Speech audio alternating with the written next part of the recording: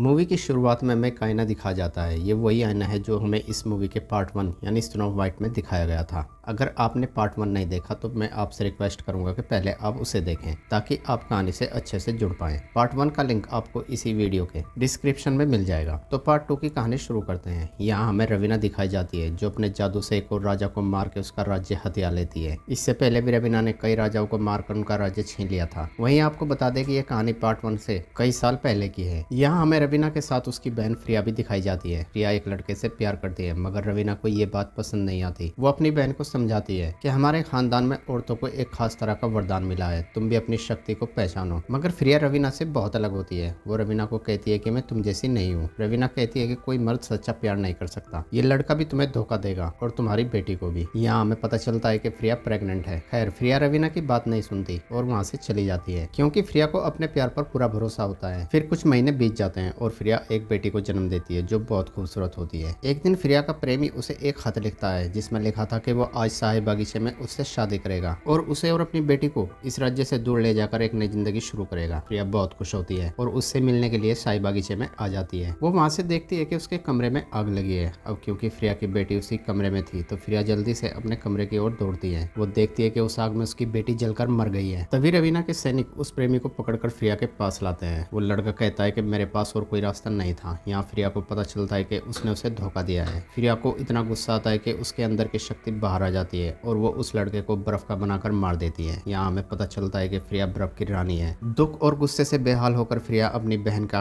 राज्य छोड़ देती है और अब वो उत्तर में खुद का राज्य बनाने का सोचती है जहाँ लोग उसके नाम से भी डरने लगे। और ऐसा ही होता है। उत्तर के हरे भरे खेत फ्रिया के आ जाने से बर्फीले पहाड़ों में बदल जाते हैं। फ्रिया वहाँ के गाँव वालों को मारकर उनके बच्चों को उठवा लेती है और उन बच्चों से कहती है कि मेरे राज्य का एक ही असूल है, यहाँ कोई किसी से प्यार नहीं करेगा। क्योंकि फ्रिया का भरोसा प्यार से उठ चुका था। फ्रिया उन बच्चों को खतरनाक ट्रेनिंग देती है और उन्हें बिना डरे लड़ना सिखाती है। यहाँ हम एरिक यानी हैंड्समैन को भी देखते हैं। इन बच्चों में दो ही बच्चे सबसे बेहतरीन हैं, एरिक और सारा। फिर कुछ दिन बीत जाते हैं। कुछ दिन की ट्रेनिंग के बाद एरिक कुल्हाड़ी चलाने और सारा तीर चलाने में महारत हासिल कर लेते हैं। अगले सीन में हम देखते हैं कि सारा और एरिक बड़े हो गए हैं। तभी फ्रिया के सैनिक वहाँ कुछ बच्चों को लाते हैं। उनमें एक बच्ची होती है जो फ्रिया से बहुत डरी होती है। एरिक उसे प्यार से समझाता है और उसका डर खत्म करता है। फिर फ्रिया अपने फौजियों को उत्तर के राजाओं के खिलाफ भेजती है और वो लोग एक के बाद एक जंग जीत जाते हैं और उन राजाओं के ताज लाकर फ्रिया को देते हैं। फिर एक रात एरिक महल में घूम रहा था तभी सारा उसके पास आती है और यहाँ हमें पता लगता है कि वो लोग फ्रिया से छुपाकर एक दूसरे से प्यार करते हैं। सारा उस रात एरिक से शादी कर लेती है। फ्रिया का जासूस जो कि एक उल्लू है उन्हें देख लेता है। सुबह जब वो दोनों अपने अपने कमरे में जाने लगते हैं तभी फ्रिया अपने सिपाहियों के साथ आ जाती है। एरिक फ्रिया को समझाता है। वो कहता है कि हमने तुम्हारे लिए बहुत कुछ किया है, अब हमें जाने दो। फ्रिया उन्हें कहती है कि अगर तुम जाना चाहते हो तो जाओ, लेकिन उससे पहले तुम्हें मेरे सिपाहियों को हराना होगा। सारा और एरिक उनसे लड़ने लगते हैं। अब क्योंकि वो दोनों सबसे बेहतरीन थे तो वो उन सिपाहियों पर भारी पड़ने लगते हैं और उन सबको हरा के एक दूसरे से मिलने वाले ही होते हैं। तभी फ्रिया उन दोनों के बीच एक बर्फ की दीवार खड़ी कर देती है। तभी सारा को कोई पीछे से आकर मार देता है। एरिक उस दीवार को तोड़ने की बहुत कोशिश करता है मगर वो नाकाम हो जाता है। तभी एरिक के सर पर एक सिपाही हमला कर उसे बेहोश कर देता है। फ्रिया अपने सिपाहियों से कहती है कि इसे मेरी नजरों से दूर ले जाओ और वो लोग एरिक को एक नदी में फेंक देते हैं। और कई साल बीत जाते हैं। साल दर साल फ्रिया का राज्य बढ़ता जाता है मगर उसकी बहन रवीना की हार होती है। ये वही समय होता है जब स्नो वाइट रवीना को हरा के अपना राज्य वापस लेती है। फिर 7 साल के बाद हमें स्नो वाइट का राज्य दिखाया जाता है जहाँ स्नो वाइट के सैनिक उस आईने को लेकर गिरजाघर में जा रहे थे मगर रास्ते में उसे कोई चोरी कर लेता है। फिर हमें एरिक दिखाया जाता है जो अपनी पत्नी सारा की कब्र पर बैठा शोक मना रहा था। तभी उसके पास विलियम आता है जो कि अब स्नो वाइट से शादी कर राजा बन गया था। वो एरिक को बताता है कि हमें लगा था कि उस आईने का काला जादू रवीना की मौत के साथ ही खत्म हो गया है मगर हम गलत थे। उस आईने के अंदर कोई खतरनाक शक्ति है जिसने फिर से जन्म ले लिया है। इसीलिए रानी स्नो वाइट ने फैसला किया है कि वो उस आईने को पादरियों को सौंप देगी। मगर एक मुश्किल आ गई है, वो आईना किसी ने चोरी कर लिया है और अब स्नो वाइट चाहती है कि तुम उसे ढूंढो। एरिक कहता है कि मुझे नहीं लगता कि मैं उसे ढूंढ सकता हूँ। विलियम उसे कहता है कि स्नो वाइट बीमार है, वो चाहकर भी उस आईने को देखना नहीं छोड़ सकती। इसीलिए मैं चाहता हूँ कि इससे पहले वो आईना किसी गलत हाथ में पड़े तुम उसे ढूंढ कर चर्च तक पहुँचा दो। वो ये बात कर ही रहे होते हैं तभी एरिक की नजर फ्रिया के जासूस उस उल्लू पर पड़ती है। एरिक उसे अपनी कुल्हाड़ी से मार देता है। विलियम एरिक को कहता है कि ये क्या है। एरिक जवाब देता है कि ये फ्रिया का जासूस था और कहता है कि अपनी सारी सेना उत्तर की ओर ले जाओ, क्योंकि अगर वो आईना फ्रिया के हाथ लग गया तो जो चीज तुम्हें प्यारी है उन सबको बर्फ से ढक देगी।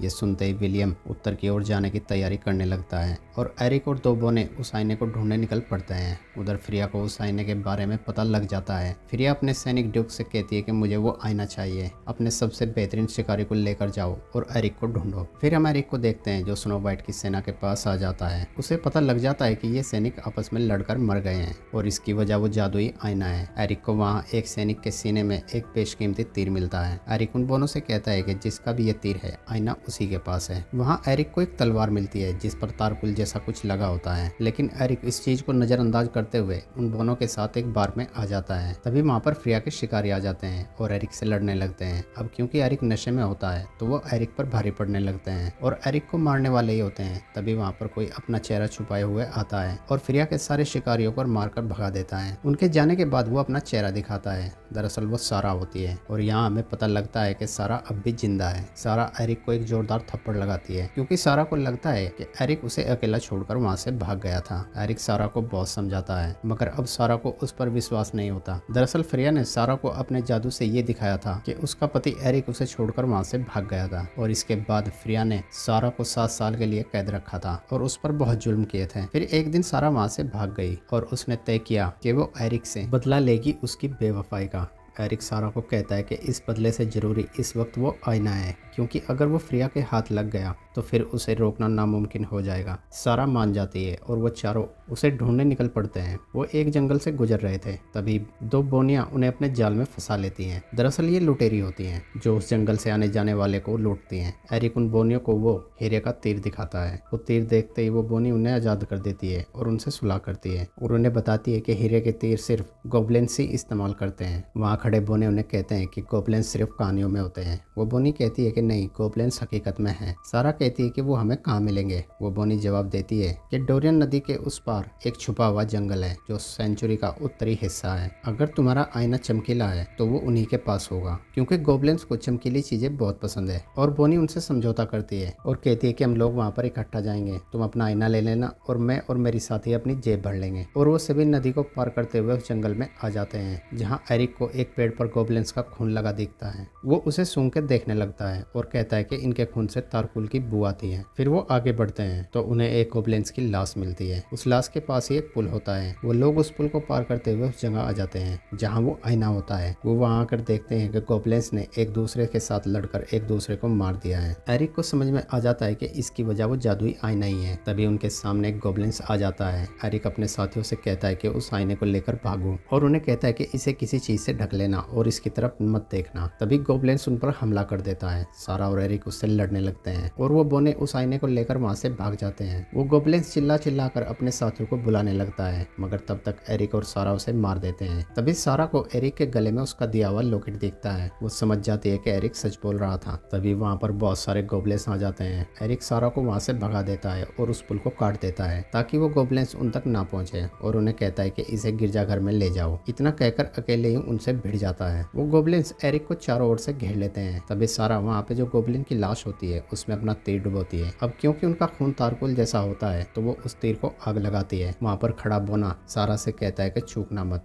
सारा उसे कहती है कि मैं कभी नहीं चूकती और अपनी कमान खींचती है और तीर को छोड़ देती है। वो तीर सीधा गोब्लिन्स की सीने में जाकर लगता है और वो गोब्लिन्स जल के मर जाते हैं। सारा को एरिक कहीं नजर नहीं आता। वो सब समझते हैं कि एरिक भी उनके साथ जलकर मर गया है। तभी एरिक एक बेल के जरिए उनके पास आ जाता है। उसे देखकर वो सब लोग बहुत खुश होते हैं और फिर वो लोग वहाँ से सेंचुरी जंगल में आ जाते हैं और रात हो जाती है। यहाँ एरिक और सारा भी एक दूसरे को माफ कर देते हैं। फिर सुबह आईने का वो पर्दा हट जाता है जिससे वो आईना ढका होता है। एरिक उसके पास जाता है। वो आईना एरिक को कुछ बताता है। तभी वहाँ पर सारा आ जाती है। एरिक सारा को कहता है कि मुझे लगता है कि तुम मुझसे कुछ छुपा रही हो। वो ये बात कर ही रहे होते हैं कि तभी अचानक पूरा जंगल बर्फ में बदलने लगता है क्योंकि फ्रिया वहाँ आ जाती है। फ्रिया एरिक को बताती है कि मैंने तुम्हारे पास सारा को भेजा था क्योंकि तुम सिर्फ सारा सारा कोई उस आईने के पास तक ले जा सकते थे। वहाँ खड़े बोने फ्रिया को चुनौती देते हैं। फ्रिया उन दोनों बोनों को बर्फ में बदल देती है और सारा से एरिक को मारने को कहती है। सारा एरिक पर तीर चलाकर उसे मार देती है और फ्रिया के साथ वहाँ से चली जाती है, मगर एरिक बच जाता है। वहाँ खड़ा बोना एरिक को कहता है कि यकीन नहीं होता कि वो चूक गई।